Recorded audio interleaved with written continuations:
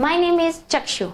Today I'm here going to teach you physics. First of all, we will start with the introduction of physics. What is physics? Do you ever heard about the physics? If you heard, do you understand? But today I will teach you physics before I will introduce it to you. What is physics? The basic thing is it's all around the nature. Nature and its laws all tells us about the physics. As you know, many events happened around us. Have you ever attended them? What is the basic laws behind them? If you never think about that, now think. How water moves, how wind blows, all these are not without any reason. There must be some reason behind this. This explains the laws of physics. Nature explains the laws of physics. How? Basically, Einstein, Aryabhatta and all the scientists, how they become the great scientists? They observe the observations available around them, like falling of an apple from the tree, orbiting of the planets, and all the tides are on the full moon. How this happens? This is because of the Newton's law of gravitation and Newton's law of motion. Suppose we are allowed to watch a chess, a game in the daily life that we play, but we don't have any idea about the chess, how it played. Okay? But if I allowed you to watch that game for a long time, you will be able to understand that how that players are playing. You will be able to conclude that what will be the rules of this game. Like that. Physics is the same. Physics is like the same thing that observation. But chess, example of chess is not real. But whatever is happening around us, it's real. Physics is the study of the observations, the laws that has already been made by God. But we just drive that laws. We can't make laws of nature, but we can just observe and discover them. Like that, physics. Physics is, suppose we have an hypothesis by the observations that are happening in the nature. But how you can explain them? Can you express those just on the behalf of your hypothesis? You must require a language to express your physics hypothesis. What will be that? Think about that. What will be that? Can you explain your ideas without any language? Definitely. We need a language to explain our ideas. In physics, what will be that language? That language is mathematics. Mathematics in physics is just used as a language. How? I will let you know an example. Suppose we have to explain that gravitational force between 2 points, m1, this is a mass m1 and this is a mass m2. What we have to do? There is a distance r between these 2 points. We just want to know that what is the force, gravitational force between these 2 points. How you can express this? You have observed that mass m1 and mass m2 are exerting a force, but if you don't have any language, then you can't express this. For that, we use mathematics. Mathematics like F is directly proportion to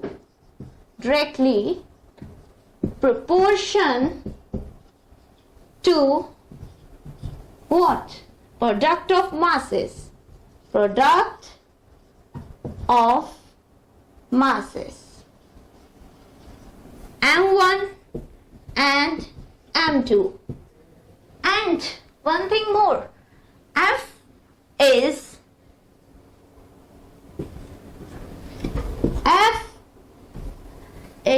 inversely proportional to square of the distance between two masses. How you can derive this expression?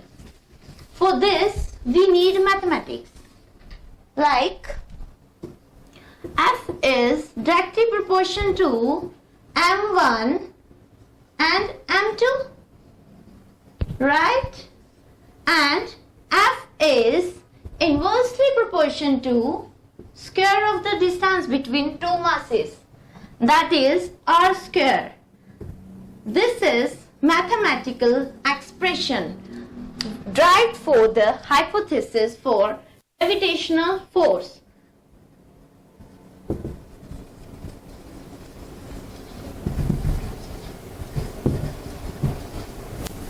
With the help of mathematics. Now, next thing,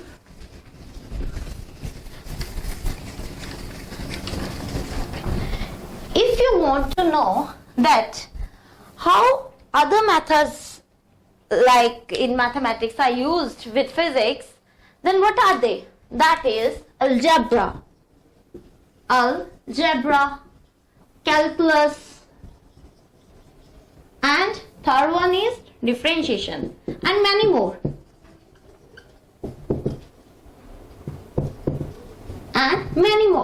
There are many methods in the mathematics which are used in physics to express the language of the physics.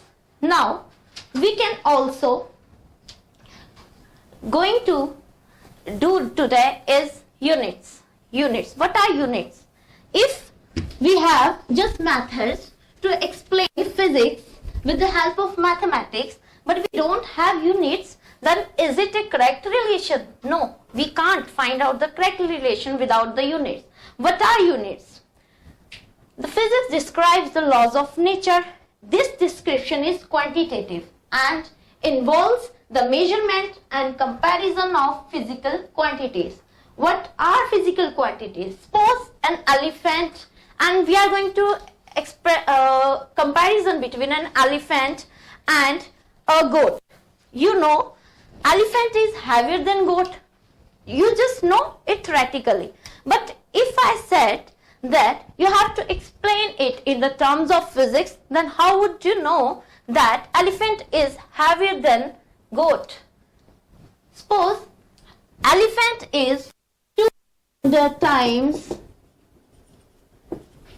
heavier than goat. It means in unit there are two parts. One is numerical value, that 200 times, and second is its name, that is that correlates masses of elephant to goat. We are going to compare on the basis of masses, right? So it means that for units we need two parts. One is the numerical value, like 200, and second one is the name of unit.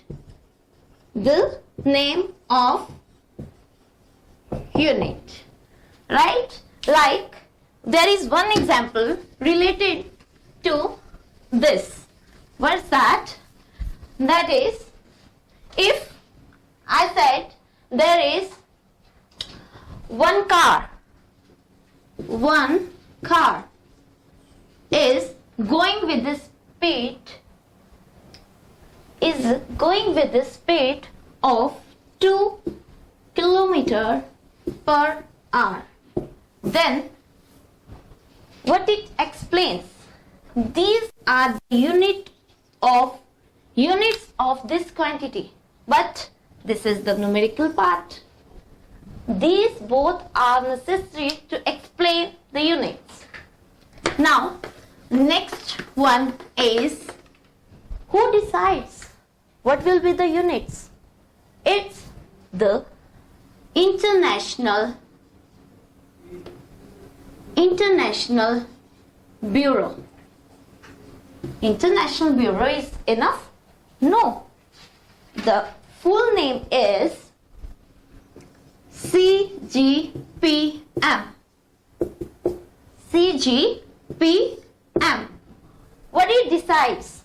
It decides the units by international agreement, which are universal. Whatever units they decide, they are universal. What means universal? It means full length. We use meter. It's SI unit. SI unit is International System of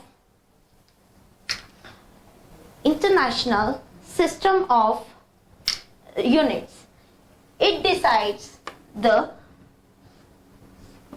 units full length for all the quantities, like for mass it will be kg, like that, and so on. First of all, I will teach you how we can convert units. Suppose there is one example, like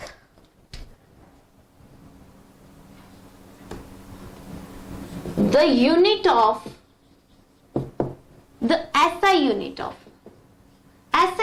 of pressure is Pascal, and you have to convert it in dyne.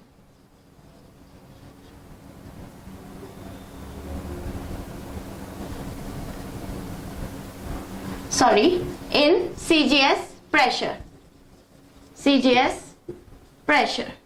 And another example is example 2. You have to convert 1 joule. Joule is what? Joule is a SI unit of an energy. We will also convert this to CGS system later on. First of all, we will convert the SI unit of pressure. Pressure is what? 1 Pascal. It is P, force per unit area, and any quantity or any measurement for the dimensional formula is written in the square bracket. As we are going to derive the dimensional formula first of all for this, then after that we are going to convert this in this SI unit of pressure in CGS pressure. So first of all we have to find out the dimensional formula of pressure, that is force. What is the dimensional formula of force? It is MLT inverse square. Now upon area it will be L square. Now it is concluded that it becomes M L inverse T inverse square. This is for pressure. This is for pressure. Now for the next step will be we have dimensional formula. From here, what we can do, we have 1 Pascal, which we want to convert 1 Pascal to 1 CGS pressure unit is equal to M L inverse T inverse square. It will be 1 kg 1 meter inverse and 1 second inverse square upon for CGS pressure. Kg will be gram, 1 gram, meter will be centimeter, 1 centimeter inverse and second will be second inverse square. It cancel out, and for this what we write? We write again that it will be solved further that 1 Pascal into 1 CGS pressure